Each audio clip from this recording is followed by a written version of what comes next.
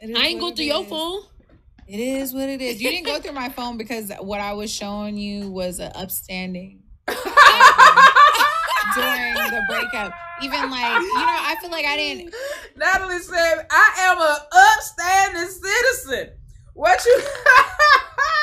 She said, I did not give you the impression that crimes were being committed. Therefore, you had no reason to go through my phone. You had no reason to investigate.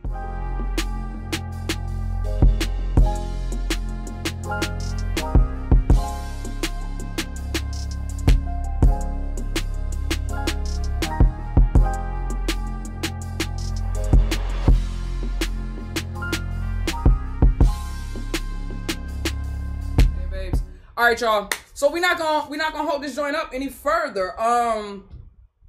I want to know. They said, is this the end of Ezee x Natalie? You know what I'm saying? They did a podcast, which I think is dope and a great switch in content for them. Because I don't know if y'all noticed this, but I feel like the whole like prank shit, I feel like that's dead in the water. Like couples gotta. We already know that all the pranks are fake now. Like at this, it was one thing maybe like a few years ago, but like now the pranks are so fake, bro.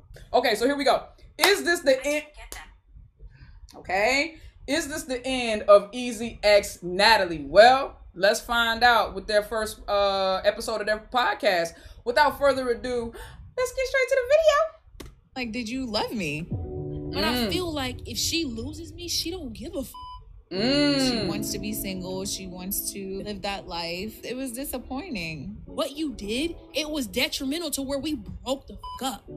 Wait, I did these things, but like you kind of just showed me like my worth. I need to be happy for myself. What you were showing me and what you were showing the world and your friends was two different things. So I had to confirm whether or not you were somebody that could be trusted. The breakup was so detrimental to me, and my must-haves in this relationship was not being met. To me, if you take a break, you are not dating other people. You're not sleeping with other people. None of that. I can't hold you hostage. You a grown woman. I need to know what's really going on so that I know, am I really just closing myself off to any possibility of us ever working or not? I was chasing you. I was always chasing you. I chase you even when I know you wrong. Fight for me. Fight for this love. For me, this is what I need you to fight. That's a bar. I was chasing you even when I knew you was wrong. Damn. Not me though. Not me though. I don't chase shit. Not me though. I don't chase shit. Like I say, I don't have pickup lines and stuff like that. I am the pickup line. I don't chase shit. You chase me. So are we really never going to be together again? What if I'm really not your soulmate? Nah, they soulmates. Even if they What's only ended up being friends. Welcome to Just Between Us podcast. Love the Ezee. name. I'm Natalie. And this is our first podcast episode. How you feeling? So I love the name. Yo. I'm so excited. I don't even know what to do with myself. I just want to like jump up and down. See, that's why you need to. I don't even like. I've never had a podcast before, and to have it with you is just so amazing. Like for y'all that don't know, Natalie started off to be my best friend. A couple years ago, we met in 2016, and now we are. Wait, whoa! What are we? You know what? You know what? We're gonna get into that. Right. We are. Because it's a lot's been going on. So recently we actually broke up. It's been a couple months now.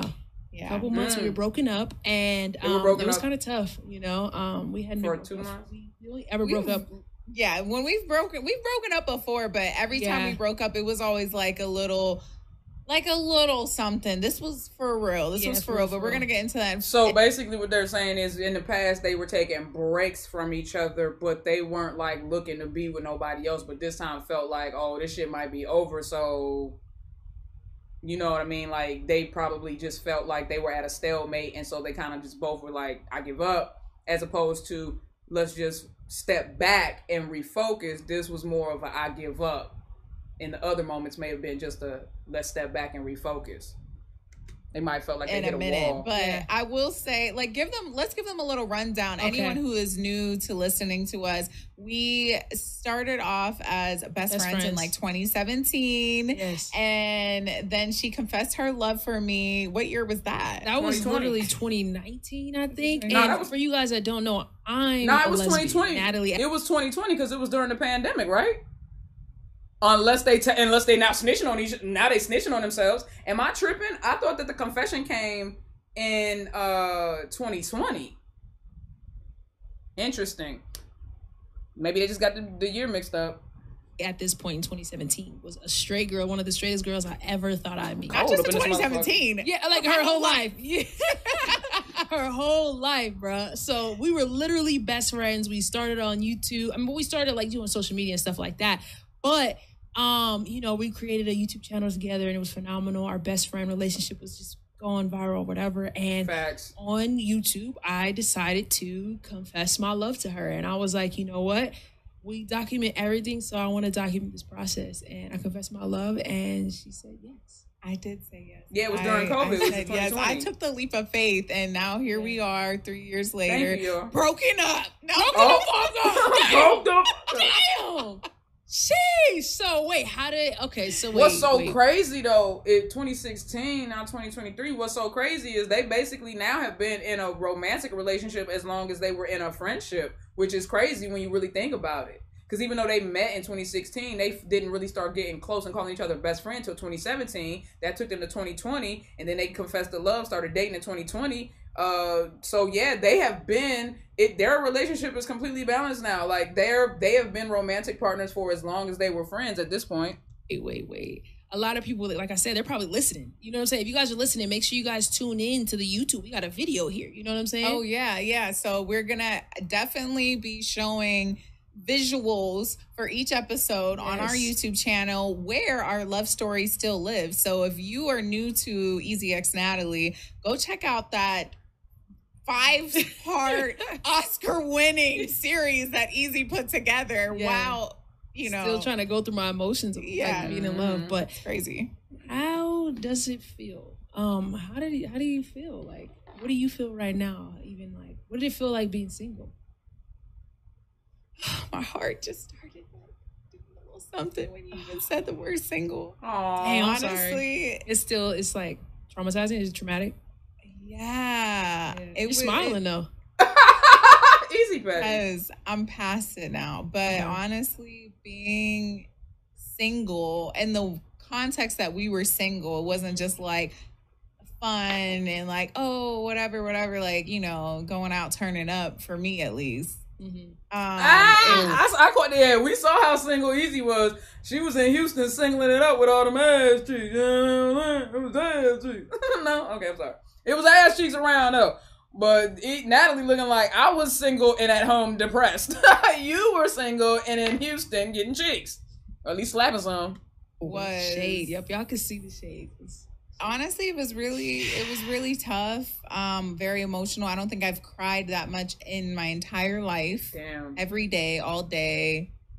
It was a lot. She was really going through it, heartbroken. And the reason why I say I'm sorry is because it was I put a lot of hurt in my heart, and I know I did, and I do want to say I'm sorry publicly if you did that, but you already know what time it is. So the audio. She know what time it is, cuz. But it was tough for me too, though. You know what I'm saying? Dealing with the breakup, I feel like we were together every single day, which I feel like we're still consistently. Now we live together or whatever, but it was tough. You know what I'm saying? I felt like I was losing my best friend, and I felt like we were getting so comfortable, and the things that I needed in the relationship, I felt like I wasn't getting. You know what I'm saying? And it was just really hard. So making that decision was just like, damn, I don't want to lose you. You know what I'm saying? But I'm losing myself. I'm losing myself in this process. Woo! And in order for us to be healthy. That's always one of the hardest parts of relationships. In order to make a relationship successful, you have to balance building a partnership while maintaining your individuality, but not pitting one against the other, if that makes sense. Like, you cannot make it can't be your relationship versus your own identity. And a lot of people get stuck in that cycle of the relationship versus themselves. And they're like, I want to do this for my partner. I want to do this for my partnership and this to be together. But I feel like I'm having to give up too much of myself. It takes work, and not even a lot of work. I just think it takes consistent work to keep and maintain that balance. And what I think that people have to understand is that as a relationship grows, right, it's like you can't be in that situation where like what worked for you guys a year in is not going to work for you 2 to 3 years in, because you're changing every day. That person is growing. They should be. Every day that person is changing and growing. And I've said this before and I'll say it again. When you enter into a relationship with somebody, just like when you enter into a marriage with somebody, my mother always made me believe that marriage is like this. She said, when you say I do to a person, she said, when you decide to marry a person, she said, you're marrying a million versions of them, every single version of them. She said, because the person that you marry is not going to be the person that you are married to 10 years down the road. That person is going to be different, and you have to wake up and choose to stay married to that person, and you have to evolve as individuals and as partners as the relationship progresses. But a lot of people get into that relationship versus individuality thing, and they start trying to make the two fight against each other. And as long as your individuality and your partnership are fighting against each other and are not balancing each other out, there is always going to be that inevitable break. And that's why so many relationships break up these days, is because people, they're so hell-bent on maintaining, they're like gatekeeping their individuality, that they're not willing to do anything to evolve and maturate as the relationship evolves and maturates. You know what I mean? I gotta be healthy. You know what I'm saying? I can't give you my all, my full version of myself, if I'm not even happy. You know what I'm saying? And we had those non-negotiables that kept being broken, and it was tough. Y'all know how I feel about that word. I ain't even gonna get into it. I completely agree. You know, I feel like even though non-negotiables should never exist in a relationship, when relationships are living, organic things.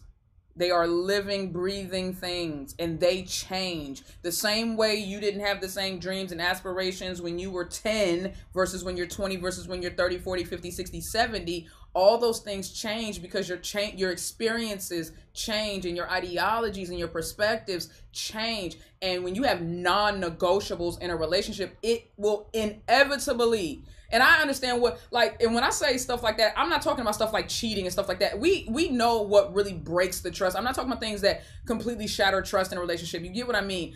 But when people say non-negotiables and they use that word like a defense mechanism in their relationship, all it does is build a wall, bro. Trust me. All it does is build a wall, and it says, I'm not willing to relent. I'm not willing to consider you in this matter. And that is always going to lead to people going this way as opposed to going this way. Oh, this breakup was like, it felt like the worst Chris. thing that had, I wouldn't say the worst thing that ever happened to me, but there was up there. It was one up there with like one of the most traumatizing experiences for me and most emotional experiences for me. Now that we were able to make it through all of the garbage M&Ms? and all of the hurt and the pain, it's one of the best decisions that we've made. 100%, 100%, because locked in. We're like, hey, ain't no switching up. I love this for them. We need to move these mics closer. Come on, man. I feel like I miss you. I miss you. It's so far. Not missing her because she's sitting on the other side of the couch. They are too stinking cute. They are too cute. Wait. So I'll let you finish. Yeah. And I'll let you finish. So, you know, I feel like it 100% what she's saying is true. Like, we got to a point where 3 years into the relationship, if it's 3 years, y'all, we be losing count. Y'all know better. And the reason why they be thinking because we have a big fan base, they be thinking because we make shit up. No, it's because we got a best friend anniversary. We got an actual anniversary. We got a goddamn. Now we got a breakup goddamn anniversary. No, we ain't celebrating that one. We ain't celebrating. But I'm just saying we have so many things that we celebrate and share online. Yeah, so we be forgetting which one is which. Y'all keep us on track. That's what I love about y'all. But continue. Well, what I was trying to say is, I feel like, I don't even know what I was saying now. My bad. It's okay. My bad. No, I feel like, you know. How'd you deal with a breakup? Wait, no, I'm about to go say something else. Oh, my bad. Go ahead. Yeah. So sometimes when you get to a point where you've been together for 3 years, but then before that you were best friends. And even as best friends, like, we had a different type of friendship. We had relationship problems in our friendship. It was kind of crazy. But so we were kind of dealing with a lot for a long time. And at a certain point, you do get too comfortable. Yeah. And you do start creating habits that become the norm in your relationship. And I think that's what happened. We created habits that were the norm in the relationship. So basically, they had maybe undesirable behavior that became normal behavior, yeah, that's gonna lead to a rift for sure. We had to be like, hold up. Yeah. 3 years into this, hey, I'm not trying to do this for the rest of my life. Like, I'm not trying to do X, Y, and Z, or, you know what I'm saying? I'm not trying to give up these things. Nobody ever asked for Brown. Are my must-haves, you know? So, but still, that, oh my God, that breakup was, it was, I thought I was gonna die of dehydration, how much I was crying. Like, seriously. That's how she know Ezee the love of her life, because it sounds like that was the worst breakup she has ever had, which means anyone that she has ever loved before Ezee doesn't even compare to how the love was quantified in Natalie's like point of view. Like that, her love with, I feel like her love with Ezee was so big because it represented so much in her life. It was a best friendship, it was a business partnership, it was a love, you know what I mean? It was sensual. It was all the things that you hope for in a relationship. And it's almost like she finally had the perfect package, even though the package didn't come in the way she thought it would. She finally had the perfect package only to find it and lose it. Yeah, that would be earth shattering. And then you also are losing a best friend in the process of that. Yeah, that would be earth shattering for sure. I feel like, you know, we dealt with the breakup 2 different ways. And with the breakup, at least for social media, a lot of people thought that, oh, Natalie's not really posting. And, you know, even with, you know, your friends and stuff like that, like Ezee looked like she's just going out and all this other stuff while you're at home. You're not really posting. You're not consistent. You're not really showing anything. And it looks like I'm just happy. You know what I'm saying? And I feel like a lot of people deal with breakups differently. Absolutely. And I looked a little happy to me too. Oh, I'm not gonna lie. I looked happy. It was giving happy. You know, Natalie said it was giving happy. She said you look like you was doing all right, and I'm sitting at home crying in my best friend in my sister's lap and shit, and you out there like doing the butt. Swag. Return of the Mac. Ezee was out there getting it. And I wasn't trying to throw it in your face, you know, and this is how I was dealing with a breakup. For no, me, M&Ms do not taste different. They all taste the same. They just got a different color. I have been confined to the relationship. That's why I like the peanut butter joints. You know what I'm saying? Like, we need our space, and that's healthy space. Hanging out with your friends, going out and stuff like that. And I feel like at that time, we had become so toxic with the arguing and not knowing how to communicate our emotions thoroughly, to where it was like, when we broke up, I felt like I was like, okay, I need to find some type of happiness. I think I was seeking happiness in the wrong places. I can see that. You know what I'm saying? And I can see being that. around my friends instead of actually dealing with my hurt. Oh, yeah. I was dealing. I can see that. And she's a Taurus too. I can definitely see that. I can see her just being like, instead of tapping into the pain, just trying to mask it and being like, well, if I pretend like I'm happy for however long, maybe I will actually start to feel happy. You get what I mean? You know what I'm saying? But people do deal with breakups differently. Some people, it can devastate them. For me, I have never, and I know this is gonna sound terrible. Let me think to make sure I'm not lying. I have never cried over anybody. Ever. Ever. I've had people cry over me. Men, women, everybody. I literally beg me, and I'd be like, no. Straight face. Did you ever give a fuck? Yeah, sure I did.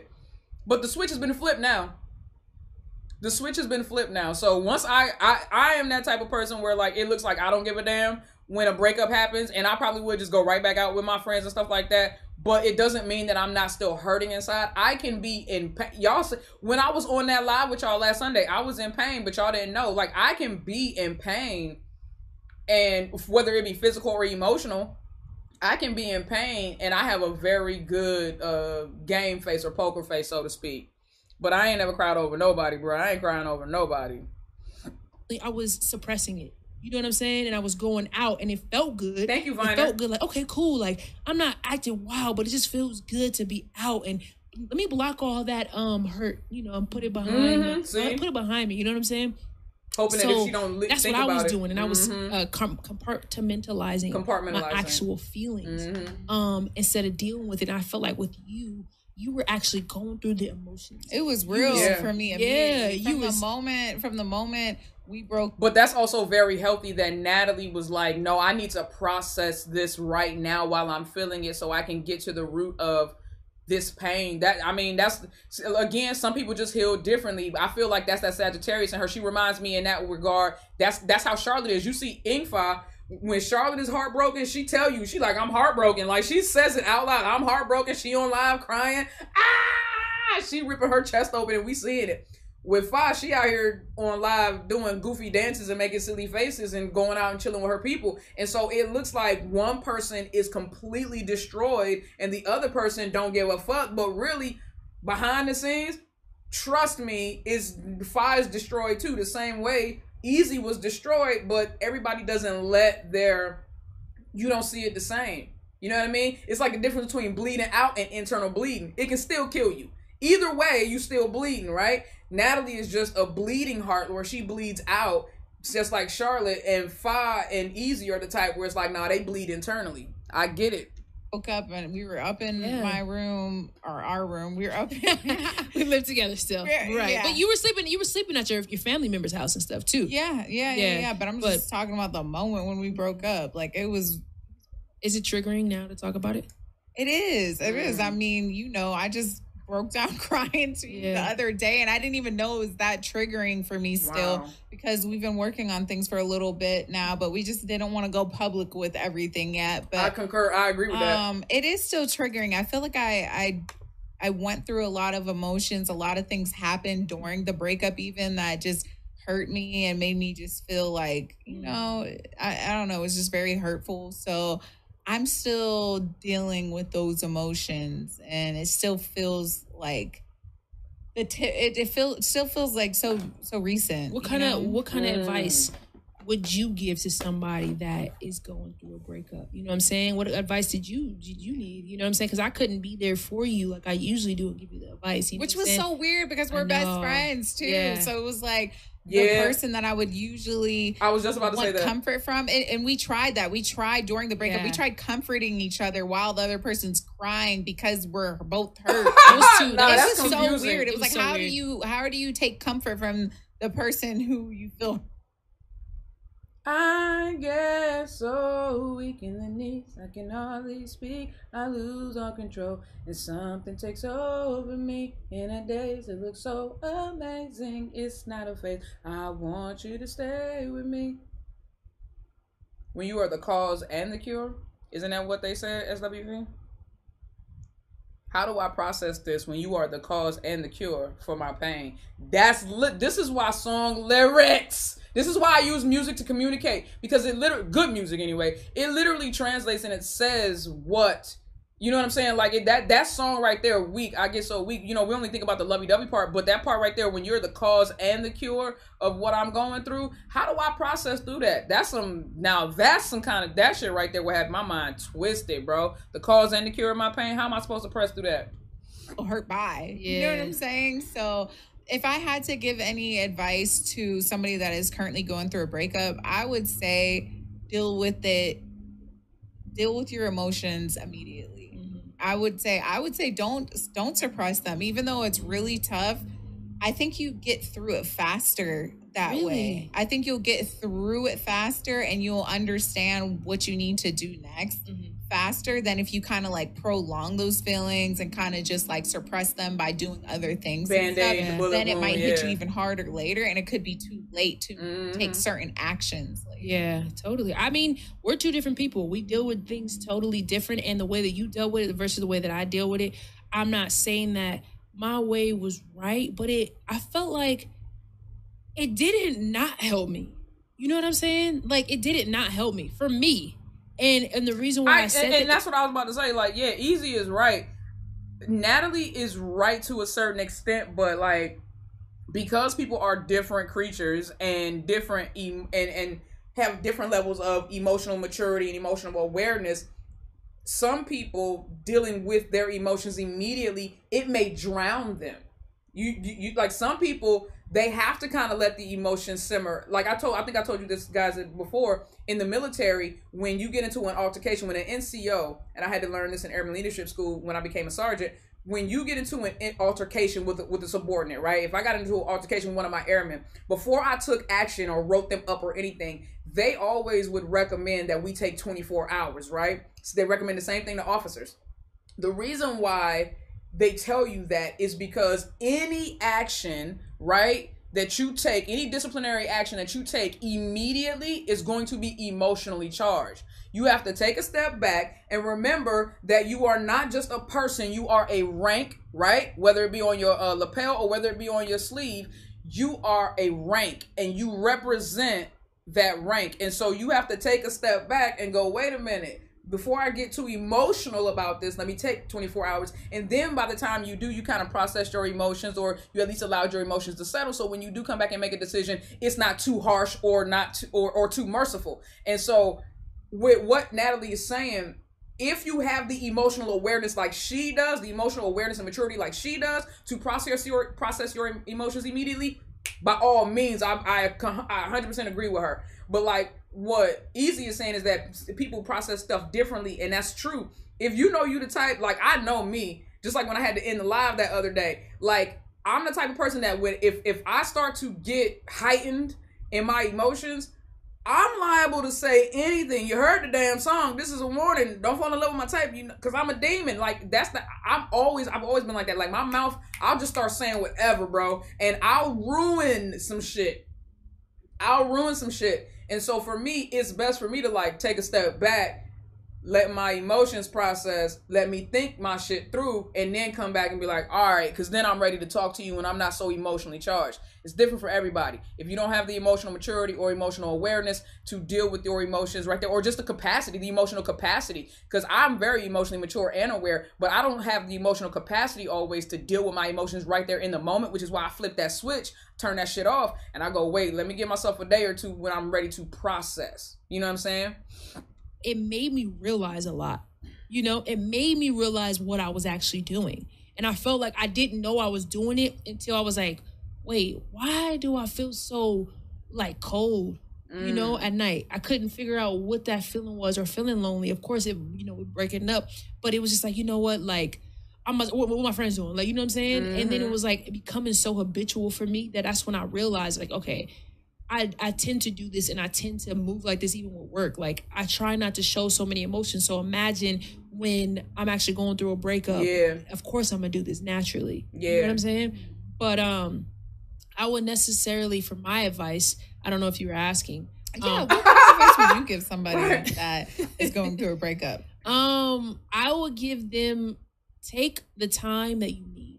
Yeah. Because exactly. First of all, a person going to show their true colors when they're broken up. Yeah. And they will. They will. They will. And that's why you thought that I probably wasn't like actually, you know, hurt or whatever. But a person will show the true colors. And I felt like the things I needed you to do, like, you did them. You know what I'm saying? It was like, once we broke up, it was like, at first it was that, okay, we still like, all right, we kissing here and there. It ain't really a breakup. But then it was like, okay, shit got real, you know? And I felt like you knew that it was a possibility you were going to lose me. And at a point, and when you sorry, I'm not trying to make it seem like I'm the only valuable person here, but I feel like when I realized that moment, like, damn, she honors me and she loves me and she's doing things that she needs to do to show like she still wants to be with me. You know what I'm saying? And that made me like, okay, well, I want to do things to show her I want to be together. You know what I'm saying? So I felt I'm sorry if y'all hear any noise in the background. They're mowing the lawn. Maybe it's good to take that space, but you know, see what's up. And I'm on the third floor. It also shouldn't have to take a breakup for them to change. You know what I'm saying? But sometimes it does. Sometimes it does. And yeah, I don't know. I like that advice, but I also will say that if I was going based off of your actions during our breakup, we wouldn't be here right now. Wait a minute. Okay, let's talk about it. Let's just between us. Let me tell you what she was out here doing. Let's talk about it, because this is the podcast where, like, not only are we going to talk about different topics that's going on in the world, but I want to really talk to you. You know what I'm saying? And I really want to hear your opinion. I love the podcast, and I hope that they also bring in guests too. That's gonna be lit. I love it. I love it. I can't wait to get my podcast going, y'all. I haven't forgotten about my podcast. I just want to make sure that everything is set up the right way, and I got to get some stuff. So it's like, you know, I want it to be right, but yeah, I'm gonna be doing. I'm still got my podcast coming. The rabbit hole still coming. And I'm pretty sure the world wants to hear your opinion. You know what I'm saying? So, what was it like? What you felt like? Why you then? What's up? Why you here right now then? Because obviously I was doing something right. I don't know. This podcast right now, this conversation right now is making me be like, oh, word. If I'm going based off of what you just said, no.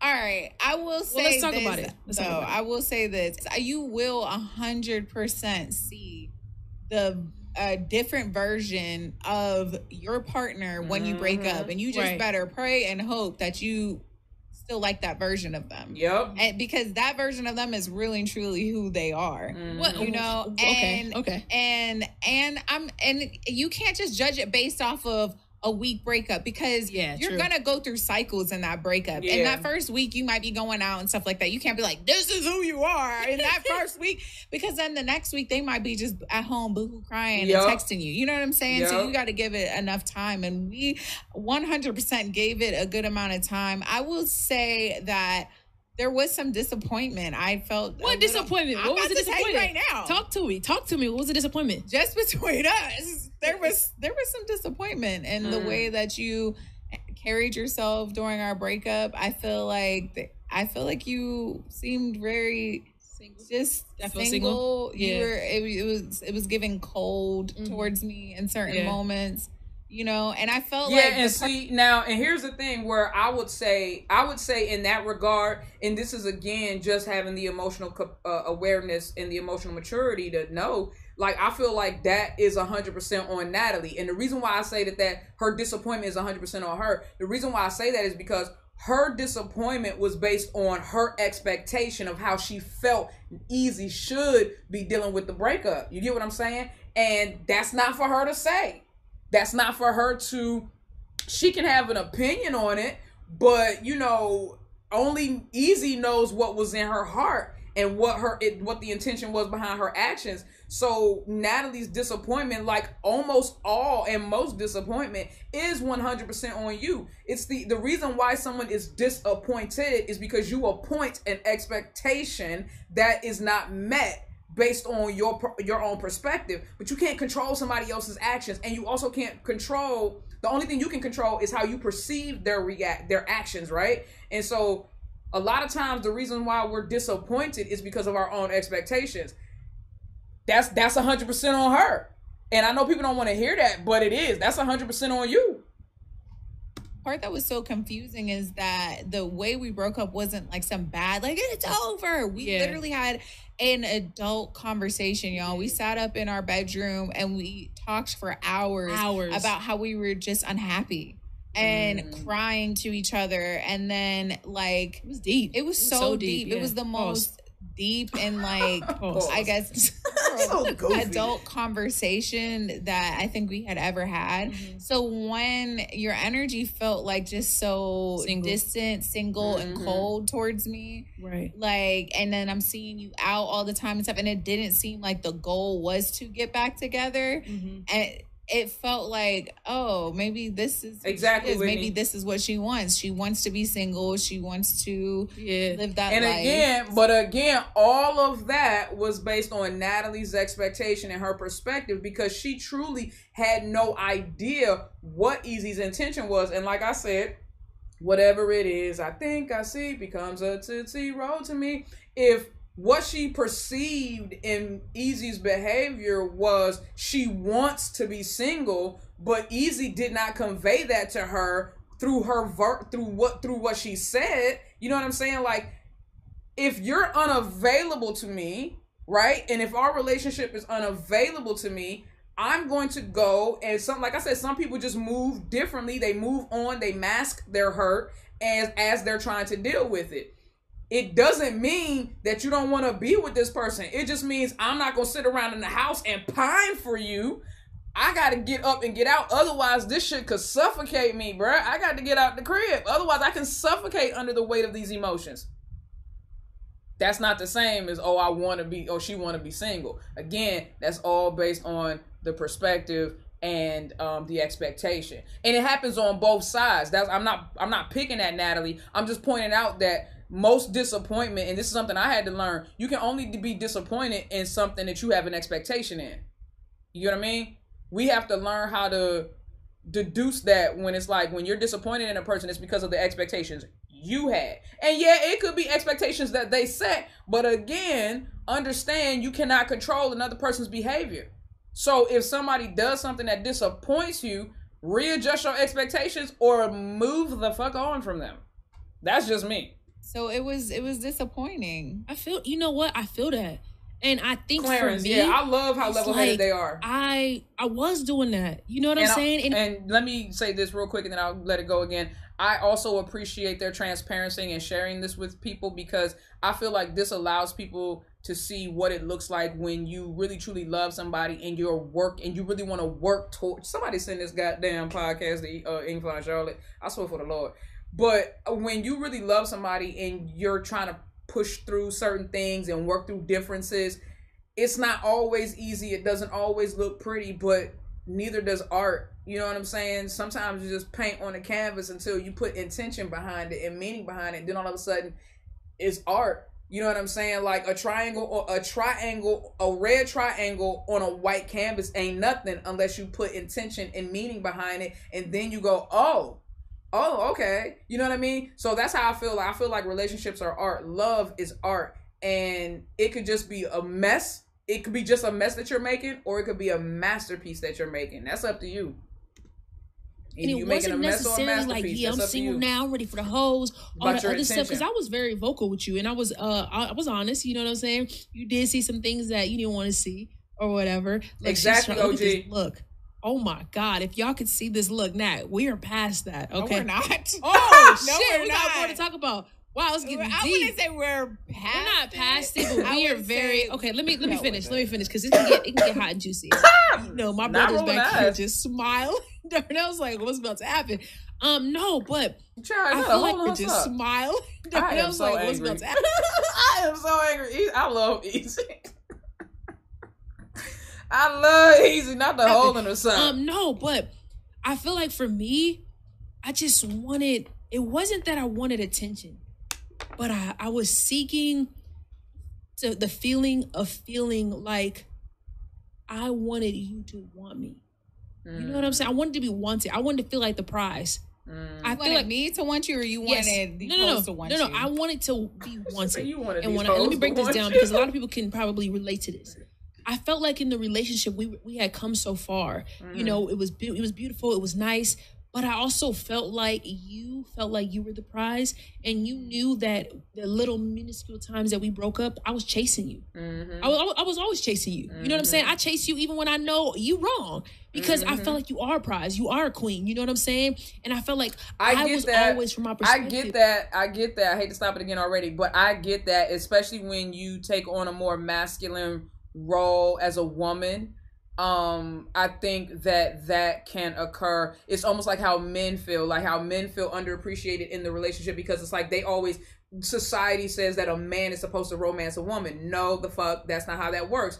Two people who decide to come together are supposed to romance each other. I don't care if you have masculine energy or feminine energy, you should be romancing each other. And I think we need to get away from that societal norm that the masculine energy has to romance the feminine energy, and the feminine energy has to be chased, and that's the trophy. It's like, no, we are both prizes, we are both trophies, we are both rewards, and so it should feel like that. You know what I'm saying? That's that reciprocity. It's the reciprocity that Ezee was feeling like. She was like, yo, you know that I want you, but I don't feel that you want me. And especially dealing with a woman who is straight, I feel like, again, not to bring up Englot, but I feel like that was something that they had to work through, because it was for a year and 3 months, we saw one person doing all the chasing, and now everybody looking like, oh, Ingfa ain't doing enough. Well, shit, I chased for a year.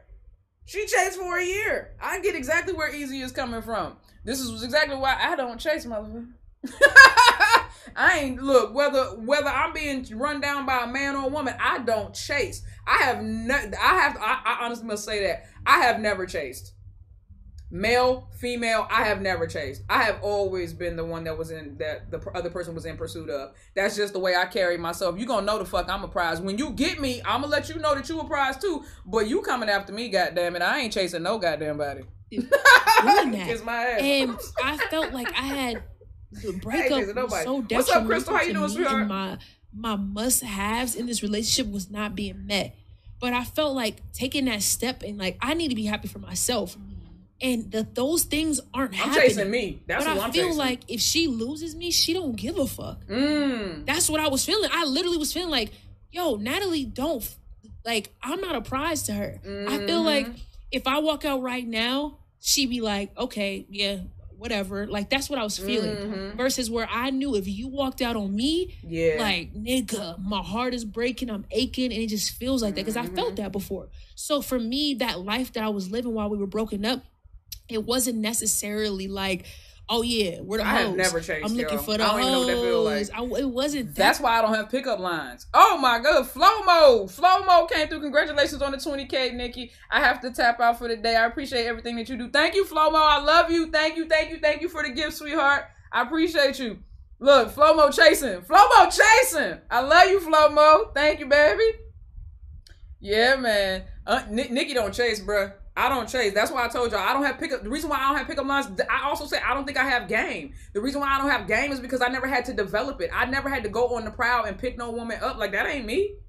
I ain't never had to do that. I ain't never had to pick no dude up. That was never me. Every person that I have ever dealt with in my life and deal with now, they chase me. I don't chase nobody. Oh, gee, this is hitting home for me. This is also true, especially about the masculine energy versus the feminine energy. It should be equal always. It should be equal always, OG. Everyone in the relationship should feel like they are a prize. You know what I'm saying? Everyone in a relationship should feel like they're a prize. And I think I'm spoiled. My mom raised me to feel like I was a prize. My big brother, my little brother, like everybody in my family has made me feel like I'm the prize. And I think that's probably why I don't do the chasing, because I've always felt like I'm the prize. Now, maybe if I meet somebody that's worth a chase, I might chase them. But yeah, no, I've never put any real energy into chasing anybody. Like, if I can't get you off a look or something, I don't give a fuck. Bye. Like, you know what I'm saying? I don't have no pickup lines. I don't have no game, but I never needed it. I never had to do the work. It was just like, damn, man. Like, I'm not about to be chasing that. I'm not about to chase her. I always chase her, and it's always the Ezee gotta go kiss some ass. Ezee gotta go do this. Ezee gotta do that. And that's what my perspective I felt like. So it was just like, man, I want to be the prize.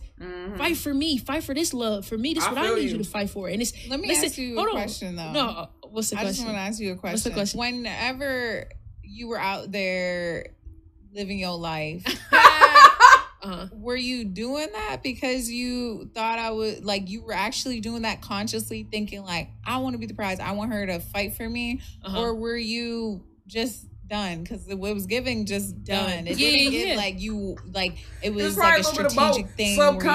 Subconsciously it was probably like, and in hindsight she can see that it was probably, I want you to chase me. But like when she was probably out there in the midst of doing it, she probably was just like, nah, fuck it, I'm done.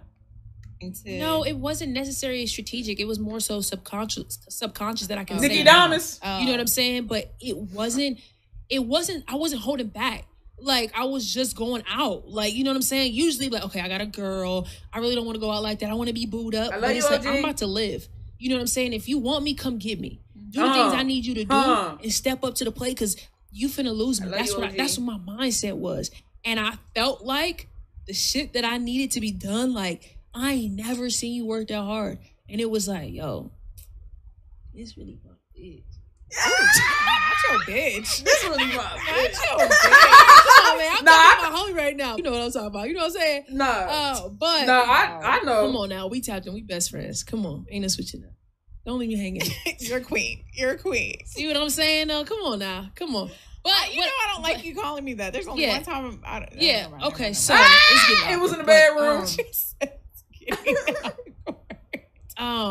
So I felt like, overall, it wasn't that I was strategically planning something. It was just I was over it, and I didn't feel like you were doing what you needed to do to Nikki, how you gonna find a wife in the chat if you keep warning us? See, find would imply that I was looking, which would also imply chasing. I'm not. I'm not looking for one. That's what I keep trying to look at. Trust me, the life that I'm building for myself, I'm not gonna have to look. They will flock to me like geese. They will. I got people on my line now. I just cut them.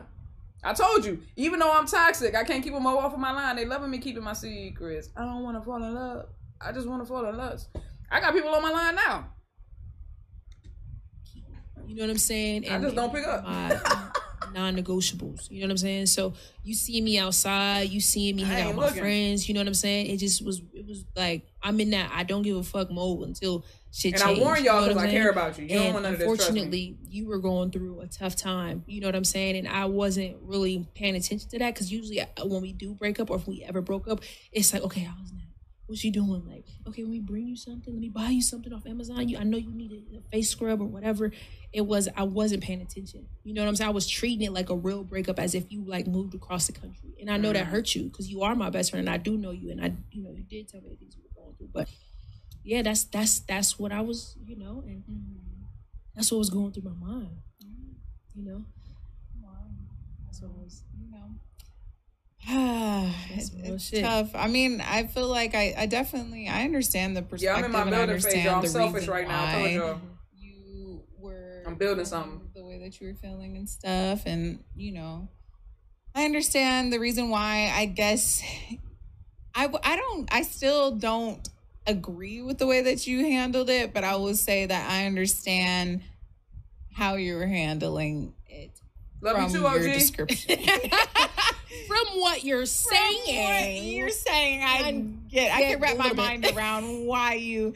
Yeah, but it did still because it's not even like I needed it to not be a real breakup. Like a real breakup to me is when you break up, you don't know if you're getting back together or not. But I feel like the things that I was able to show her during the breakup was what made her decide that I'm worthy of keeping. And I feel like the things that you showed me was like, I really was questioning, like, did you love me? Right. Like, did she really love me? Like, what was all of this? But now the thing is, and I think that's why we're here today, is because you know that. Yeah, I know that you love me, but I don't know. I'm still working through the emotions. I'm not gonna lie. I'm still working through the emotions because people handle things in different ways, and I just kind of feel like the things that I felt. Whitney, I love you too, baby. It didn't feel like the way that I wanted to feel. So once I was able to be like, all right, you know what, if she's saying, because there was, first of all, I want to make this clear that we were both set on the breakup at first. And then it got to the point where I was like, all right, I wanted to like work it out and stuff like that. And she still felt like she would. Now that's interesting because in the past, I feel like, just like what Ezee said, it felt like Ezee was the one that was always doing the chasing, regardless of who was right or wrong. And the reason why they split, it did seem like it was always Ezee trying to make it right and fix it. But this time it was Natalie was the one that did the work. And again, I think that was good for them. Ezee needed to be validated, and I think sometimes, just like, again, I'm gonna bring it up, just like with men, I have a soft spot in my heart for men because I have only brothers. I only have brothers, and I feel like men don't get validated enough in relationships. They just always a woman wants a man to cater to her emotionally, and you need to understand me, and you need to meet me where I am, and da-da-da-da. And it's like, okay, but he's a human too, and he has heart, and he has emotions. And I know that my brothers and the men in my life, they're very vulnerable and emotionally vulnerable. All of the men in my life are very emotionally vulnerable, and I love that for them and for me. And so I'll be feeling defensive when everybody be like, men just don't understand, and all men this and all men that. I'll be like, bitch, ain't no all men this, all men that. No, y'all don't take the time to validate masculine energy. And so what happens is the masculine energy goes, well, fuck it, if I ain't validated, why the fuck I gotta validate you? That's the thing. You can't keep putting, that's the thing. It's like you keep putting money in a coin slot and not getting no cash back. That's what it feels like when you have like a masculine energy, like in how men feel sometimes in relationships. It's like they're putting money in a coin machine and they never hit the prize, bro. They never get anything out of it. Imagine you putting money in a machine and you never getting any money back. Like, you gonna, after a while, you gonna be like, bro, I'm only giving. I'm not getting anything out of this. Out of it at all. And I get exactly where Ezee is coming from. Just because you have a masculine energy and you may seem more stoic on the outside or whatever the case may be, it doesn't mean that you don't need to be catered to too. It doesn't mean that you don't need to be fed emotionally and mentally too. And I think that people lose sight of that. You know what I'm saying? So it is what it is. People can agree with it or not, but I honestly feel like that. Like, men need validation. Masculine energy needs to be validated too. You can't just think that just because they have masculine energy or they're a man, like, oh, okay, well then you should always cater to me. No, you selfish ass. No. Okay? No. Wasn't getting what she wanted, even though I wasn't still getting what I wanted either. Fast but 3 brands I trusted that she would give it to me. But she, I guess, felt like she needed to see specific things first. Right. And you know that. You know I did. And you did. And I know, I'm telling you the audience. That. Right. You did that. Say it with your chest. Say it like what you did. So Ezee. We know. Well, so that I'm just trying to explain to them what did she do, how, you Ezee? know, how it went and stuff like that. So then, you know, I started, you know, being like, okay, if these are the things that she wants, I'm gonna do these things. And I know that's right. But then honestly, I got pissed after I started doing the things. It was so backwards. Here's the things now. But fuck you, bitch. Yeah, it's fucking over for real. It was here's so the things. bro. The fuck up. Like, that's how it was. It was your ego, Natalie. No, Natalie, it was so ego. Literally. Okay, so imagine I'm saying to you, and we try not to get too into specifics, but this is the podcast where we need to have it. Like, you were doing what you needed to do. And it was so dramatic because it wasn't like, hey, I need you to please just cook for me. Because, you know, she cooks, she throw down or whatever. It was some huge shit. Like, it was detrimental to where we broke the fuck up. You know what I'm saying? And what you did showed me in a way just like, all right, this is my queen. This is the girl I've been fighting for. You know what I'm saying?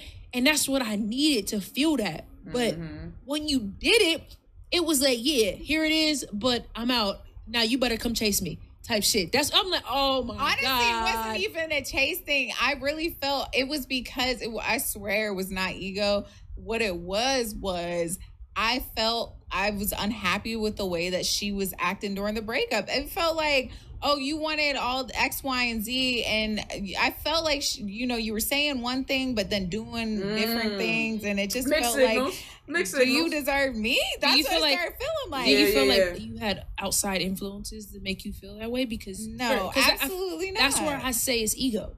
Because for me, it's not ego. No, I'm saying from my perspective, it felt like ego only because it's like this. So say if I come to you and I say, you know what? You're mad that I broke your cup. You know what I'm saying? I broke your phone. You know, I broke your phone or whatever. And you're like, yo, I'm mad. I'm pissed off or whatever. So I'm like, you know what? Here, guess what? I bought you the new phone that just came out. Brand new X, Y, and Z. You happy because I damaged your phone, your property. You know what I'm saying? And I finally was like, you know what? I'm sorry. I apologize for breaking your phone. Here's your phone, bitch. I'm out. Like, imagine. That's what it felt like. Tell me that's not I get it. Bro, is that a great example?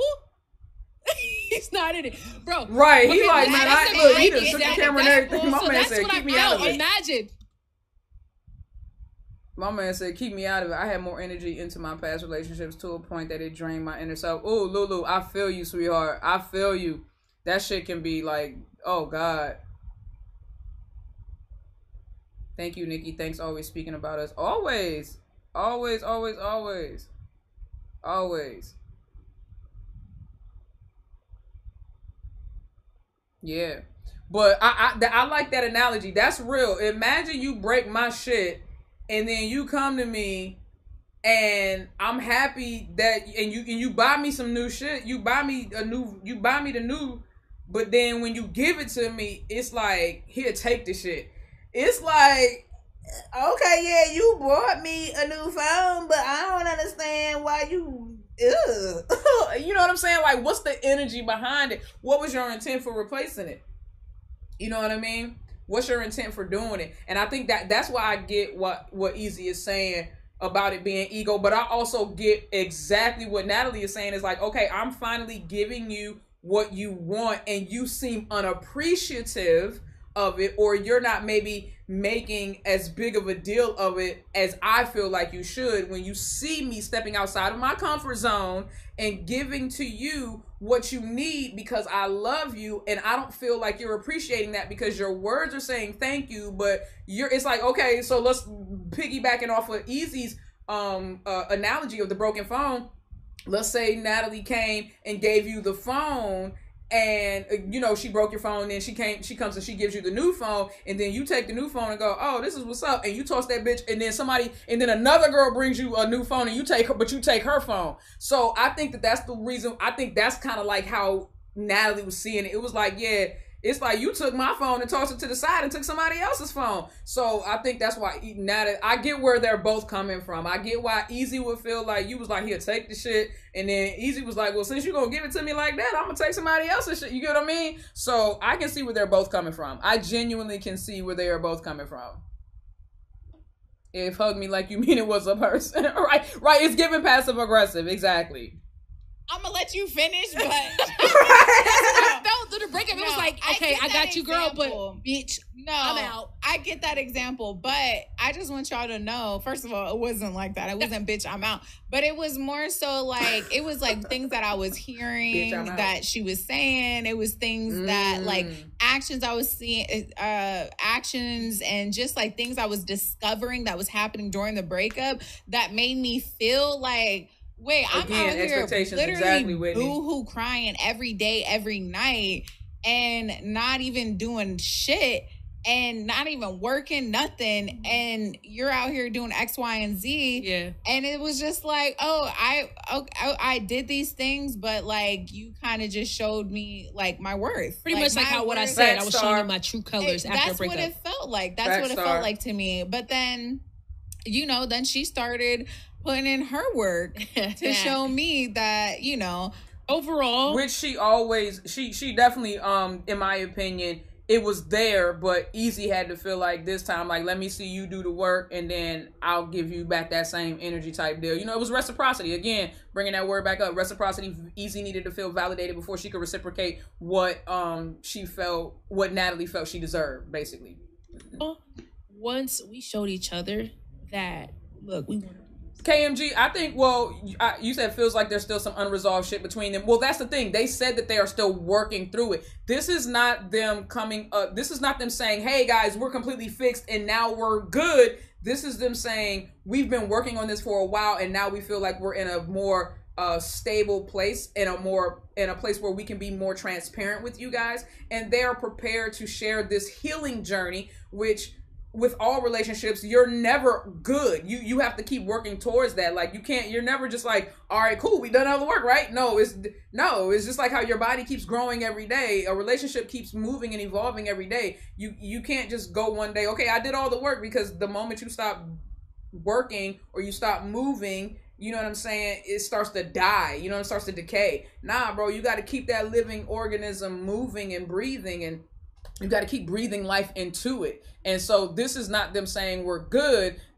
And we don't need to do any more work. This is them saying we're in a stable place now and we can share this with you guys, even though we know there is still more work to do. You know what I'm saying? So I respect them. Like I said, I respect them for being so transparent.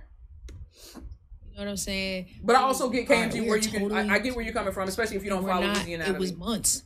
A lot of people, we kind of insinuated what was happening. It was a breakup, but it was months that we were broken up, and we both were giving each other what we needed. Yeah, we got over that. Exactly, exactly, LJ. Exactly. All right, like, well, I want her to chase me. I want her to chase me. We got over that stage, and we were like, do we want to be together? Exactly. Period. Yeah. Like, it's not about. And that's a question you gotta ask. The beginning stage of a breakup is always childish. It's gonna be the childish stage. You go through so many different things. Some people might be out partying. Some people might just not text back. That was me when you would text me. I wouldn't text you back because I was staying with my siblings, both of them, and I was just like, I ain't gonna text back. You know what I'm saying? So you might play that game at first, but then when the real hits, and it's like, oh shoot, like wait, so are we really never gonna be together again? Right. And it's like, all right, well, if we are gonna be together again, what are we both willing to do to make that happen? And that's when the magic happened. I feel like when reality hit, when they asked that question, all right, do you want to lose your best friend, your business partner, your lover, all three things that, I mean, the dynamic we have isn't easily replicable. Like, you can't just create this. Damn, you look good. This is the way, like, you look at my brother here. Wait, what? This is the way, like, you look at my brother here. Look at my brother here. Between us, you look good. You look blessed. You was on 75 hard. She started at 75 hard challenge when we broken up. She said, I'm gonna turn into a bad bitch. I started going hard. 2 days. I was already like 2 weeks in by the time she saw me again. She looked good. I was damn. Goddamn, it was hard living together and being broken up. But exactly, and that's the reason why I left and I packed my suitcase. She saw me on the cameras, y'all. Just between us. Just between us. Also, I want to say, wait, I got a question. I have a question. What's your question, girl? What's your question? Go. Wait, I don't know. Should you ask your question first? What's your question? I wanted to know. Are you gonna? This is giving Ezee X Natalie 2020 energy and beyond and before. I love it. You can see they've rekindled. Oh God, I love it. You can see the love between them just like filling the room to the point where like there's no room for anything or anyone else around them, just between us, right? I love that for them. You can see they're literally like oozing their love. Nah, I won't forget. I promise. So, were you talking to other people? Oh, during the breakup? Oh, you weren't? Nah. No, I wasn't talking to anybody, and I could be honest. I wasn't talking to anybody, and I felt like first of all, the gay community. It's so like messy. You know what I'm saying? You heard some of the stories I was telling you. You know what I'm saying? But no, I actually wasn't talking to anybody. I felt like everybody out there showed me how much more I have a beautiful royal queen. Yeah. You know what I'm saying? I was like, these streets ain't made for a walk. Look, I'm trying to tell you, that's another reason why I've stayed single. I just don't trust the intentions of people these days. You know what I'm saying? Like, no disrespect, because I know that there are some. I know that somewhere in this world there is a beautiful queen waiting on me. But right now I don't trust the intentions of any of the women that I have come across as of late. And so I play the game. You know what I'm saying? I'll tell you exactly what you want to hear, even though it's a lie every time that I'm speaking. I'll tell you what you want to hear. Fine, go ahead. You know what I'm saying? But yeah, I'm with Ezee on that one. When you got something or somebody, hold on to it, baby. Because I promise, unless it's toxic, then I'll cut that. But like, if you know you got somebody good, and it's just like your issues basically boil down to immaturity, grow the fuck up and work on what you got. Because in them streets, ain't nothing for you, baby. Nothing. And that ain't what I want to do. Right. I just want to come home. I want to come home and get back. That was trash. But no, I wasn't talking to anybody. I literally, man, I realized that, you know, I was slimming down and I felt like women were looking at me, you know what I'm saying? And there was a situation where, you know, a girl did want to talk to me. And I felt like I didn't want to risk it. You know what I'm saying? Because although I was single, it was like this would be the perfect opportunity to do it. And I was just like, you know what? Nope. I still am in love with Natalie, and I feel like until I fall out of love with her, I don't want to pursue anything. Yep. You know, and I feel like that's unfair to her. You know, and so when you say you didn't want to risk it, you didn't want to risk what? I don't want to risk losing you. Like for good. Yeah, 100%. Because I know you. You don't play that shit. I know, right. And regardless if we broke up or not, like I already knew if I entertained anybody, it was just like, I gotta think about that. And all I could see is just your eyes. You know what I'm saying? The way you look at me, you're hurt. And I've seen you cry before. And I just didn't want you. I didn't want to come back to that. You know what I'm saying? And you hearing through the grapevine like, damn, Ezee's talking to this new girl. They all booed up, and you know what I'm saying? I ain't want you to have to go through that pain, you know? Yeah. And I love you too much. Yeah. You know? But we did, you know, you did see some shit. You did see some shit. I definitely did. See some shit, and it wasn't too. I just between us, you know, I'm just keeping it 100, you know, and it wasn't it wasn't detrimental, but it made her feel away. You know, and yeah, it wasn't detrimental because y'all know how I am. It wasn't detrimental, but it definitely made me feel away, and I'm still working through like the emotions now and stuff. So, what do you think is like the difference then between a break and a break up? Oh, and I said that earlier. I said that for me, in my opinion, the difference between a break and a break up. A break is a step back to refocus, you know what I'm saying, and maybe realign your intentions, whereas a break up is I give up. That's how I look at it. It's like, I don't want to refocus shit. I don't want to realign intentions. I don't give a good god dog on what you got going on. I'm just trying to move the fuck on. You know what I'm saying? So that's how I feel about that.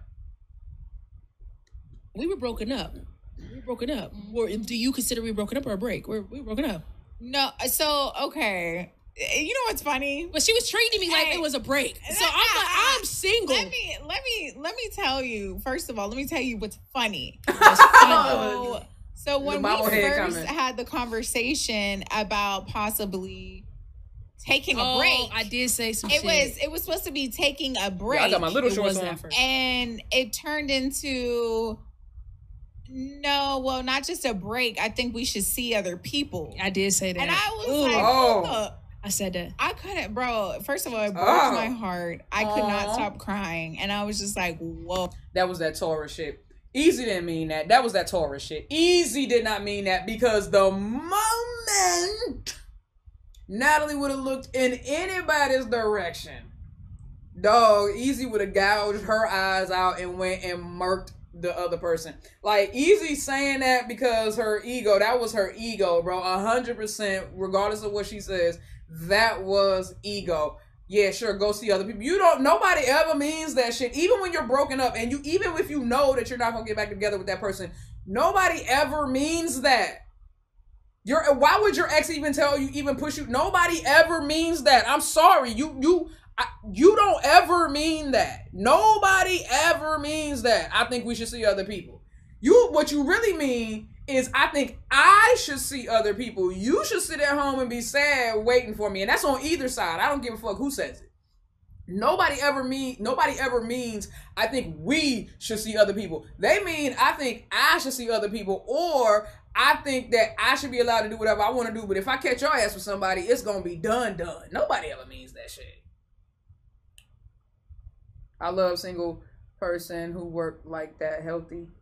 Be like Martin when he thought Gina was finna leave him. Gina. Right, like, please stop. You ain't mean that shit. You want to see other people. So then, that's when it was like, all right, no, this is not a break. This is a break up. Because to me, if you take a break, you are not dating other people. Agreed. You're not sleeping with other people. None of that. That's all off limits. But you might just not talk to each other for a while. She might go somewhere. The other person might go the other place. You know what I'm saying? Yeah. What is your definition of a break and a breakup? Well, yeah, I feel like a break and a breakup is kind of different. You know what I'm saying? But either way, if you're taking a break, you're able to do whatever you want to do. That's not a break. What? A break? Yeah, you need a break from this shit. No, Ezee. What's the point of calling it just a break thing? Is it because you have the intentions of getting back together, and then it's like it's a free for all until a certain set date? Pass. It's like you can do whatever you want, but then on the first. Cut all that shit out. I guess the difference between a breakup for me is more so just like, with a break, you kind of like trying to find yourself, trying to do whatever you need to do. And if in that break, somebody just tries to pursue you, or if you try to pursue somebody, it's not off limits. It's not off limits. That was my definition. Was it off limits for you, or? I told you. Okay. I literally. Natalie's trying to catch her up. Look, I literally told her. I said, Sagittarius trying to catch her up. If you want to talk to other people, you got to do what you got to do. I'm not about to sit here and tell you I want to be done or I need a break, and I'm out here going outside. You know what I'm saying? You don't know what I'm doing, even though I'm telling you, like, I'm not on that type of time. But if I can't hold you hostage. You a grown woman. You know what I'm saying? What if I'm really not your soulmate? I mean, God forbid, but like, it was just like, what if I'm not your soulmate? To be honest, like, I know. You didn't ask if I was talking. Do you just think that I didn't talk to anyone else? Why aren't you asking me? Because I was honestly, this was a real breakup for me. No, I'm saying right now. Right now. Well, nigga, it's right now. Right now, happening right now. Shit. But no, I didn't ask then neither, because for me, Yeah. Typically, when we do this shit, it's literally it's for play. It's high school shit. Mm-hmm. That's how I look at it. So we usually like, oh, so you talking to somebody, you better not talk to somebody. We know what it is. But my mental was like, yo, I'm done. Mm-hmm. I love this girl. I'm not ready to move on, but I'm not trying to think about what she's doing. Yeah, that's how far I felt like I was going. So I wasn't trying to hurt myself by knowing I was talking to somebody. I don't want to know if he was or wasn't. It didn't cross my mind because I wasn't trying to know. I was trying to focus on me. Thank you, OG.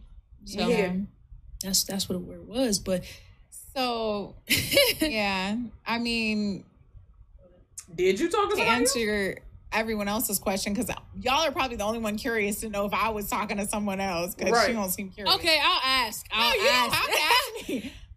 She's trying to protect herself. I get why she wouldn't ask. I wouldn't ask either, but that's just me. I personally would not ask. I don't care. Like, if you was out talking to somebody else, I don't care. That ain't got nothing to do with me. Long as you bring your ass home, and you get back with me, then I guess it is what it is. Although I am not the type to spin the block, but it's your business between us now. It's your business, though. You're allowed to have that, and I respect that. I respect that between you and whatever you were doing and going through. I would not have. If I would have talked to someone else, she would not be here right now. I wouldn't. I would 100%. Exactly. But I didn't need to know that. I don't need to know that. It's not my business. We were broken up. But you really knew that. Natalie. Like, I'm saying during the breakup. I knew that because I do know you.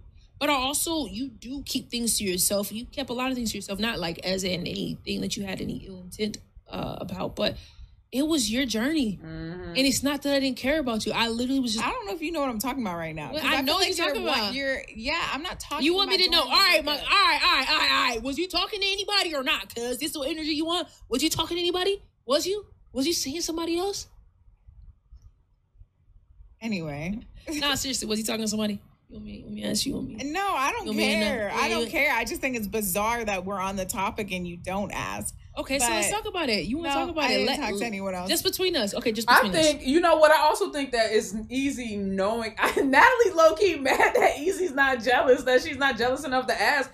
But Ezee said it. She knows Natalie. Natalie is not the type of person to just... She watched Natalie before they got into a romantic relationship. She watched Natalie be in a relationship or talk to guys, right? You know? And so she knows what that looks like. She knows that Natalie is not going to just get over her and just get under somebody else like that. You know what I'm saying? Like, I think that's what... She trusts Natalie's character. And so for her, it was never a question of whether Natalie would be talking to somebody else, especially not in that short span of time, because she knows Natalie. You know what I mean? So, but Natalie is like, you don't care? Like, Natalie is like, yo, you don't care. OG, you loving it? Thank you, baby. I appreciate you. I didn't. You did it? No. You didn't even entertain nobody. Entertain. Oh, I entertained the thought of, though. I did eventually, because I was just like, all right, now I really need to know what it would feel like if we're never together again. So what was the thought for you? Because this is getting deep. The thought was just that, like, I wasn't ready to talk to anyone. So because I was like literally just heartbroken all the time. Yeah. So I didn't even feel like I could entertain anybody. But I was starting towards the end of our breakup. I was starting to wrap my mind around, like, we're not going to be together and like what life was going to look like without you. And it was starting, like, I had already processed so many emotions that I was almost at the acceptance stage. No, I get that. Even though it was like really heartbreaking still, I was starting to accept it. And then I feel like once you accept, then you kind of move through a lot of the grief already. So either way, if you're moving through the grief, which is understandable, that's the healing journey that you're on.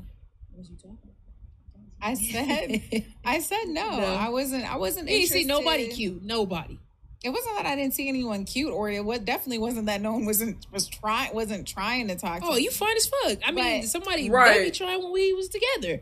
Right. So it wasn't that I didn't have the opportunity or whatever the case may be. It was just I wasn't ready. I wasn't ready. And I was like, what I look like? Boo-hoo crying and going out on a date or something. Yeah. So I have a question.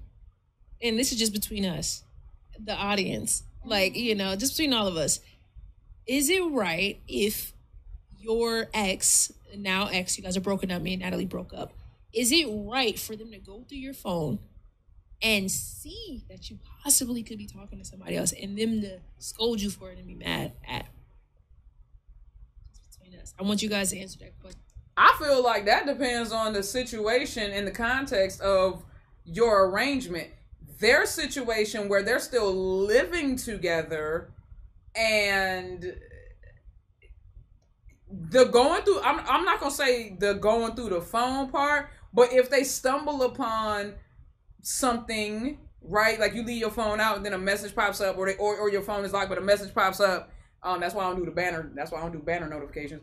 But if the notification pops up and she glances down and sees a text message and it's flirty or flirtatious or something like that, and it implies something maybe going on with you and somebody else, do they have the right to scold? And you're broken up.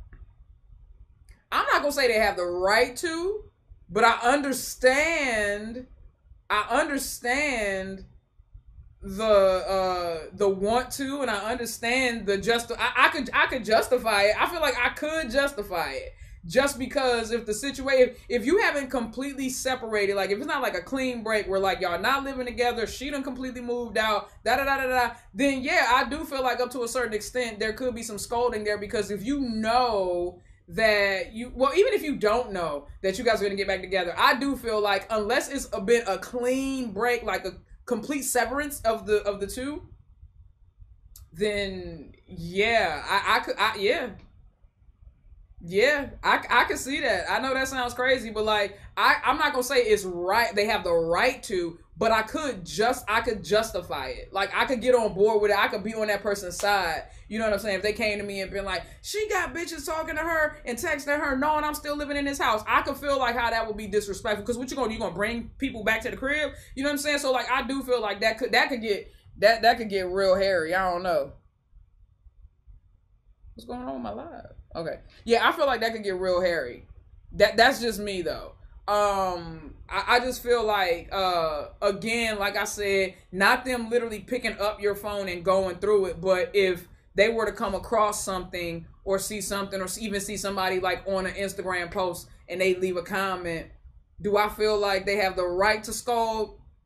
Again, no, not necessarily the right to scold, but I could justify it if the situation isn't like completely dealt with. You get what I mean? If there's any room for ambiguity, then yeah, because you shouldn't even really be in a space where you're talking to somebody if the things between you and your ex are ambiguous. You know what I mean? Like if you know that there's a chance that y'all could be getting back together, it's like, that's a weird one for me. Straight going through the phone, I don't feel like anybody should do that, ex or current.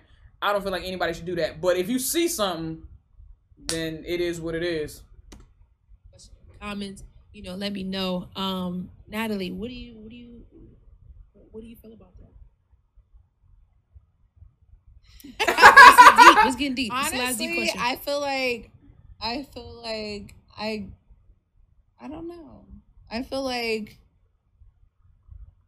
if you think that you might see something that will confirm what type of person they are to help you to move on, then do what you got to do. So you think you should go through their phone?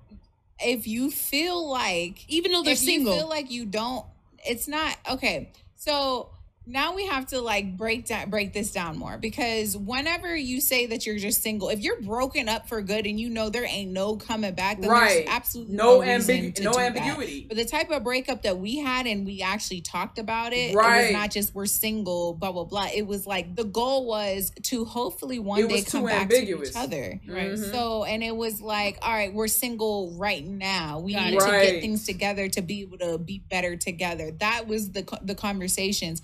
That's not what it was feeling like. So that's why I went through my phone.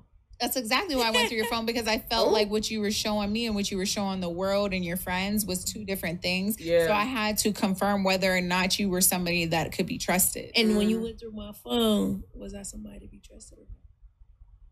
To be determined. Not to be determined. TBD. So I feel like it was TBD. It was something that she seen, and I feel like that was invasion of privacy a little bit. I feel you. You know what I'm saying? It was not a little bit. Again, going through someone's phone versus seeing something that's out in public, again, phone laying on the table, message banner pops up and you happen to glance over and see it, or something being posted on a public social media platform, that's one thing. Literally going through someone's phone, excuse me, literally going through someone's phone is always going to be a negative for me, bro. That's always going to be a no for me. Always. And it's not like slightly or a little bit of an invasion of privacy. It is straight invasion of privacy. It is a straight invasion, bro. There is no wiggle room for that. I don't think that you should do that. I don't think that if you guys aren't together, you guys should go through each other's phone. Or if you are together. You know, a lot of people can agree even when you are together, it can get toxic. But, you know, that's how I feel. Relationship, you know together or not, you shouldn't do it. Yeah. Okay. I ain't go through your phone. It is what it is. You didn't go through my phone because what I was showing you was an upstanding during the breakup. Even like, you know, I feel like I didn't. Natalie said, I am an upstanding citizen. What you... She said, I did not give you the impression that crimes were being committed. Therefore, you had no reason to go through my phone. You had no reason to investigate. That is too funny. Not upstanding. Not upstanding citizen rhetoric. Not the upstanding citizen rhetoric. We handle ourselves so differently. I didn't feel like I put any moments, like you said, I know you. Whenever I said, why didn't you ask me? It's because I know you. I know the type of person you are. I also know the type of person that you are and that you're, you know what I'm saying? And it's like, we were best friends at a certain point. So I know the single you as well. And the stuff that I was seeing, like, and hearing through the grapevine was definitely giving the single version of you, which was completely different than when we would come together and interact. So I felt like I need to know what's really going on so that I know, am I really just closing myself off to any possibility of us ever working or not? So what? And I would say that's a red what flag, I saw y'all. wasn't like detrimental to the point of like, oh, she's talking to someone else or something like that. Because or going out with girls or whatever, if that was the case, like this podcast wouldn't be happening right now. But it was definitely enough to like for me to be like, hold up. What's this shit right here? Let me be clear though. While I do respect y'all opinion when you say it's red flag behavior, I also understand the insecurity that Natalie would have being a woman. This is your first relationship with a woman. She knew how Ezee used to move because they were best friends. She know Ezee's patterns of behavior. They were in a space where she felt like, where she almost felt like her love wasn't enough to hold or keep Ezee.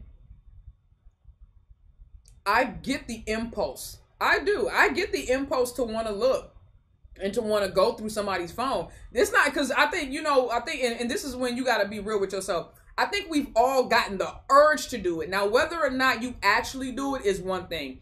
But if you want to sit there, any one of you, let me see how many people in here right now. Hold up. How many people in here right now? Okay, 226 people in here right now. 226 people in here right now. If 226 people in here right now, if y'all gonna sit there and tell me with a straight face that you haven't even gotten the urge to do that, you're a motherfucking lie. Everyone has at least gotten the urge to do it. Now, whether or not you actually go through with it is a completely different thing. But I think at some point we've all felt like, I probably should look through her phone. I probably should look through his phone. But you just don't do it. You know what I'm saying? Because you just respect that person's privacy. But you still be looking at them with the side eye. The difference between you and Natalie is just that she went with the impulse. She went with the urge. But to literally say that you can't understand. I respect the whole red flag, but stop acting like it's not an impulse or an urge that we've all had at least once or twice. That's all I'm saying. It may be a huge no, and I respect that, OG. It is a huge no, but if any of us are sitting here and acting like we have never at least had the urge to do it, you're lying to yourself. The difference between the urge to do it, yeah, the urge has been there but never done it. Exactly. That's where most people are. The urge to do it is one thing, but the impulse, Natalie just went with the impulse that went along with the urge. Most people can stop themselves at the urge. It's like as bad as I want to go through your phone. I don't even want to find the shit that I'm probably looking for. So I get that.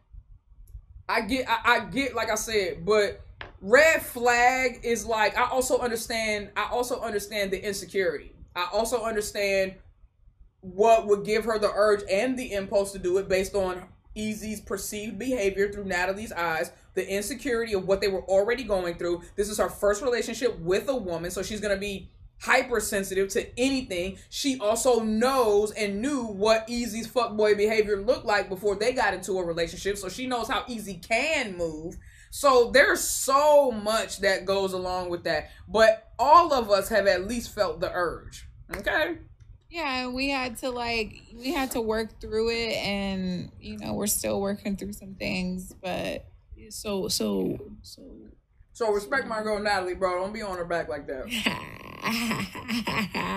I mean, so what are we? I mean, we're together. I guess we together. I guess. Yeah, that's what it is. All right, y'all. They're not together. You know, I guess we can, announce it here. You know what I'm saying? Natalie is officially my girlfriend again. Yeah, can we get I took her back. She took my ass back. Look, see what I'm talking about? I took her back. Okay, I took her back. Yeah, but yes. It was, you know what I happened? took Natalie back. Keep it 100, baby. Come here. Keep it 100. It's just between us. I'm about to try to keep it 100. Don't get offended. Don't get offended. What happened was, put your ego aside and tell me you love me. I love you. Okay. All right. So what it was that I mean, we just explained to them what happened. It was like, I gave you the things that you needed to see, and then I said, but I'm out. And then you had to do a little bit of chasing and kissing. I was like, all right, you doing what you're supposed to do. I'm gonna come home. So it was a group effort. Nah, and this conversation makes it seem like it was all about ego. But it wasn't. I mean, we did have some moments where even I feel like I'm learning right now, just based off of the things that we're saying. I was like, okay, we had a few egotistical moments during that breakup. It was like, a little bit of, I want you to chase me. No, I want you to chase me. Yeah, that's natural. At the end of the day, we both did what was needed to be. They literally just said, you said, I'm confused. Are they dating again? Yeah, LJ, they literally just said that they go together again. Yes. They literally just said that they are girlfriends. They took each other back. They are together in a relationship again. They are girlfriends. They are still just working on healing though. But yes, they are officially back together. Apologies. I mean, the red flag is she did it, not that she felt the urge. No. I completely no, you don't have to apologize, Surgeon Joy. I knew exactly what you were saying.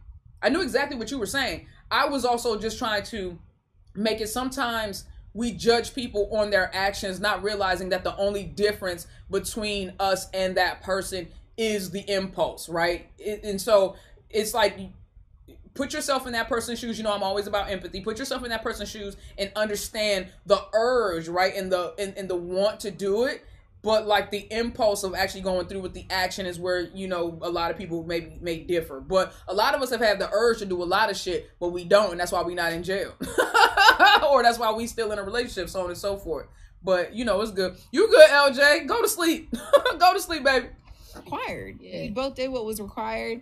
And I feel like we've grown so much from it. But you know what? You took one hell of a risk because, like, what if I wasn't,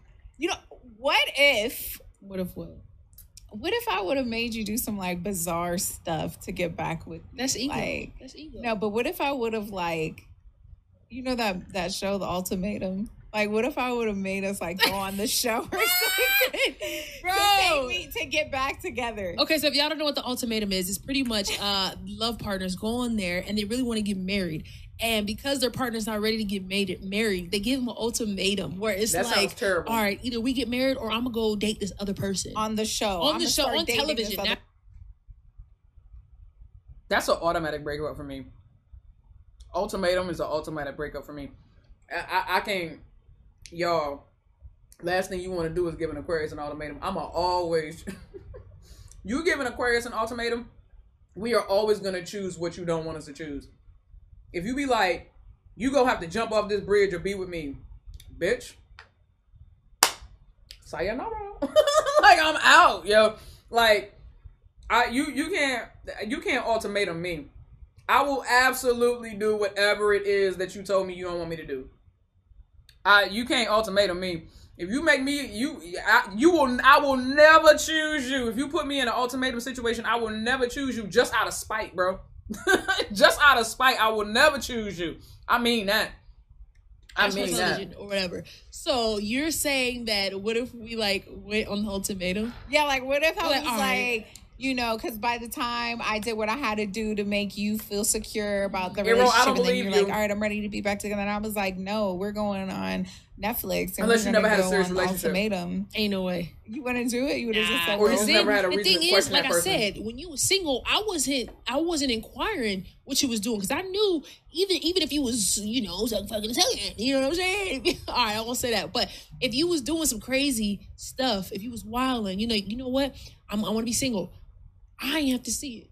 Mm-hmm. Netflix, the ultimatum. Mm-hmm. Like I'm not even gonna know what you're gonna be doing.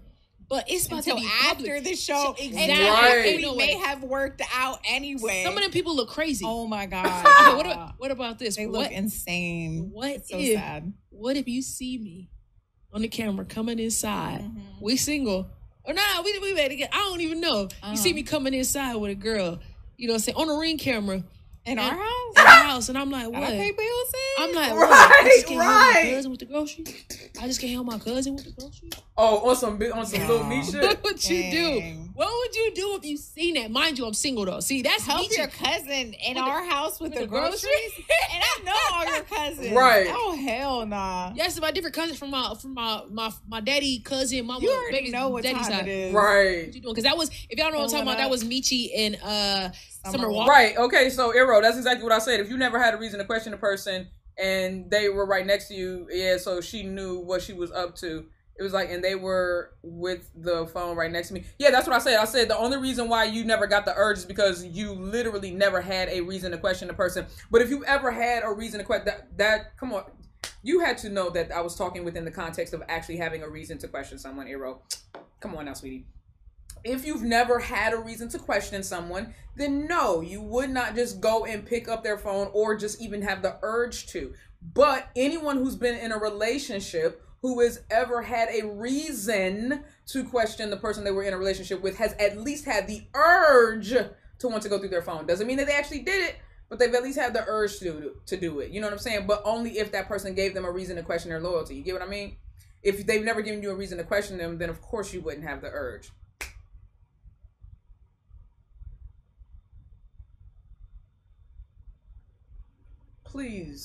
Please tell me that you understood the context with which I was speaking it. Walker. I know y'all smarter than What that, you y'all. think Come about on. that? Y'all knew what context I was I talking ain't gonna about. lie. I love you know, his show or whatever. But I'm like, damn, bro. No, I felt Come on, bad. man. Summer Walker was literally crying during Was her she crying? performance. During her performance, like boohoo crying. The Damn, audience, Meech, come on, bro. You gotta do better. the audience was crying, watching her singing Aw. along. It was like a love song, like Child.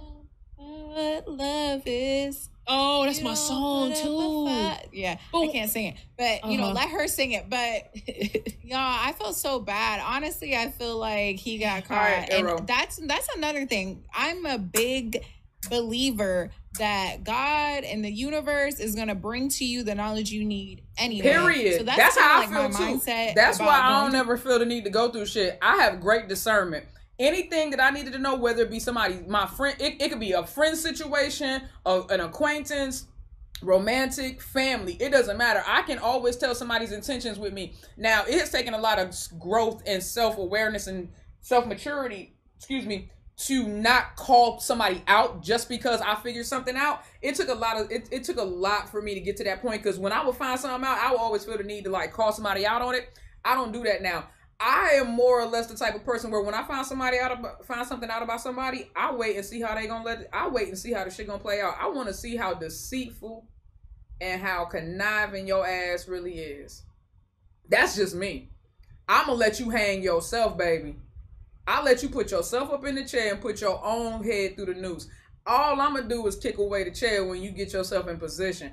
Yeah, man. That information, shit like that just drops in my lap because I'm protected, yo. Some of y'all may not believe that, but I know me. I'm protected. Universe, ancestors, God, call it what you want. I am protected. Shit don't get by me. When somebody has ill intentions towards me, it always gets exposed. I don't feel the need to call it out just because I know about it, though. That's ego to me. You know what I'm saying? I prefer to keep shit like that in my back pocket, and I just watch how you move. And eventually, people always show you who they are. And like the great late R.I.P. Maya Angelou said, when somebody shows you who they are, believe them. Your phones too, because I'm just like, hey, if the knowledge is there, God wanted me to see it. Man, that's crazy, bro. Let them choke themselves. Let them hang themselves, baby. All I do is kick away the chair. I just kind of feel like it fell into her lap. She didn't even have to go out there searching. Like, she might have felt like there was something a little off, and then it fell into her lap, and that was not no cousin. Yeah, but you know what people were saying, though? Like, you knew what kind of dude he was, or X, Y, Z. And that brings me to another topic. That brings me to another topic. Like, even with, like, all these rappers and, like, stuff like that, they pretty much saying, like, women that date men that are expected to cheat, you pretty much deserve it, like, type shit. Yeah, or it's like, you know, like that. What you thought? Like, you had 3 kids, like, you thought he young, you thought he was gonna settle with you. I'm like, damn. Yeah, people were real harsh about that situation. Even go through a real, like, heartbreak without people judging it. Even have hope. Yeah, even like I can't have hope that this person would change, because if I was just going based off of, you know, that's messed up. That's messed up. I hope that we were able to provide everybody with a little something. They cut that shit out, and y'all got a little sneak peek into what the breakup was like for us. And I did something special, you know, to show her I really wanted her and be back with her. You know, I see you, OG. She's been working overtime, y'all, and I love it. And I feel like we both have, though. Honestly, I will say this, like, our relationship is totally different than it was evolved before. How many times have I used the word evolved today?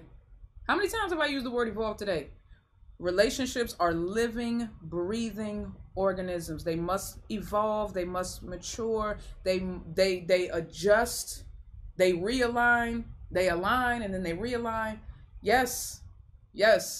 Relationships evolve, and if they don't, if your relationship, just like any living organism, if it is not evolving, if it is not growing, if it is not maturating or maturing, it's decaying, it's dying.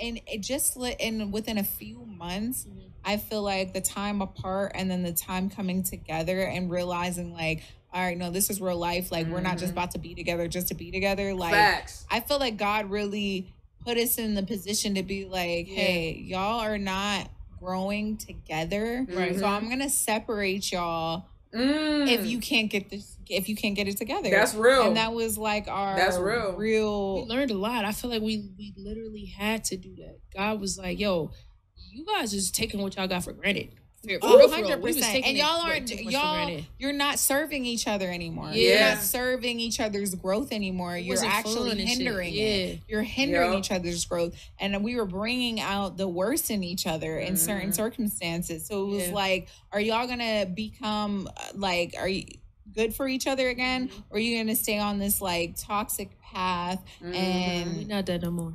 No, we're not. We're like way happier. And we back on YouTube, obviously. We're back on YouTube. We back on it too. We communicate so much better now. So much healthier. We have so much more patience for each other. The passion is there. The passion is there. The love, the respect. Like, we have not disrespected Look how Ezee looking at her, each other. bro. Like she finna devour her. You better go ahead, Ezee. I ain't mad at it. Yeah. My brother. My brother.